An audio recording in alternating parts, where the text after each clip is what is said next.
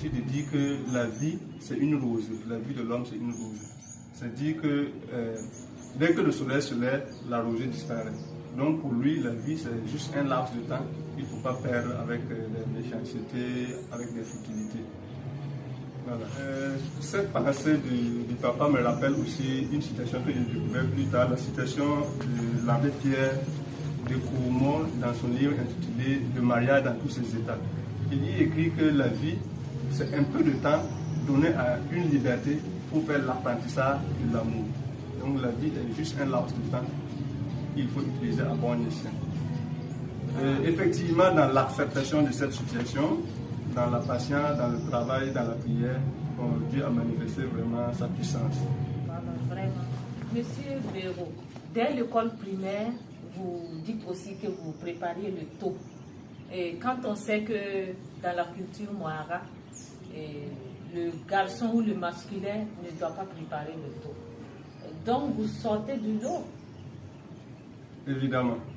À l'époque, on sortait vraiment du lot parce que, bon, comme vous l'avez relevé, la cuisine devient à la fille, à la femme, donc ce n'est pas au garçon.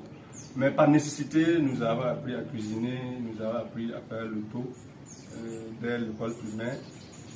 Aujourd'hui, par d'autres nécessités, les hommes sont tenus de s'appliquer, de chercher à connaître, à cuisiner, à préparer, parce que la situation les y oblige. Je pense particulièrement aux études pour les étudiants et aux couples pour les travailleurs aussi, parce qu'il y a des couples qui sont séparés, qui travaillent dans des localités différentes et parfois séparés par des centaines de kilomètres. Il y a des parents aussi qui l'imposent à leurs enfants et je pense personnellement que ça fait une bonne chose parce qu'aujourd'hui, il faut le dire, il faut être débrouillard pour pouvoir s'en sortir.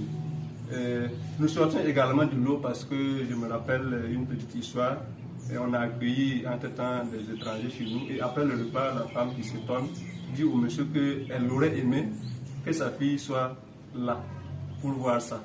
Mais pour voir quoi?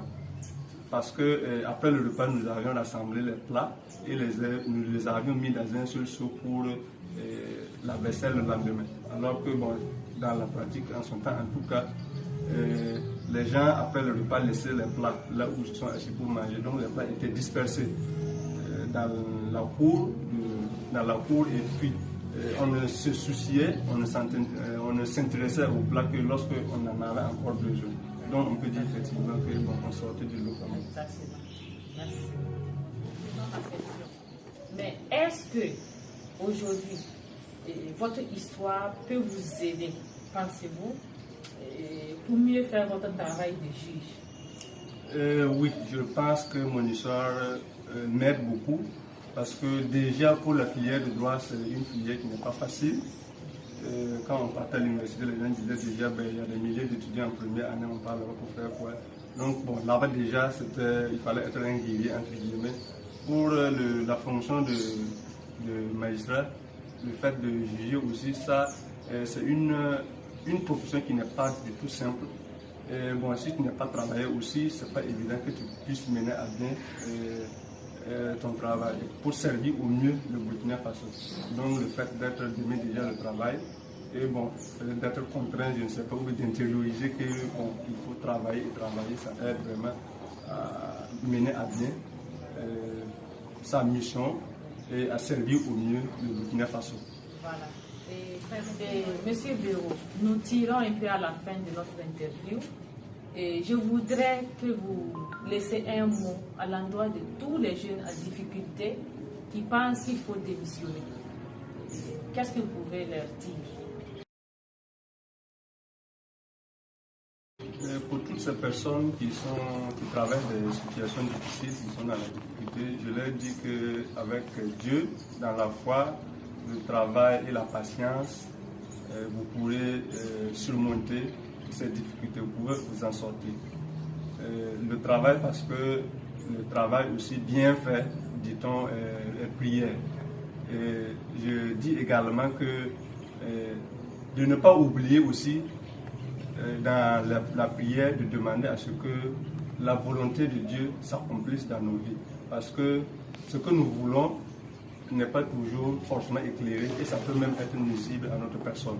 Mais ce que Dieu veut, la volonté de Dieu, là, ça ne peut en aucun cas nous nuire.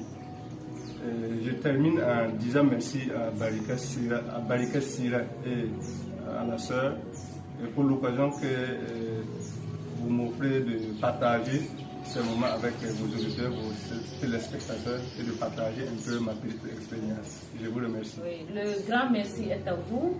Nous lui disons merci, chers auditeurs, auditrices, pour avoir accepté nous partager son temps. Le temps vraiment qu'il n'en a pas, le temps qui lui est précieux. Merci beaucoup, M. Béraud. Nous vous souhaitons bonne continuation.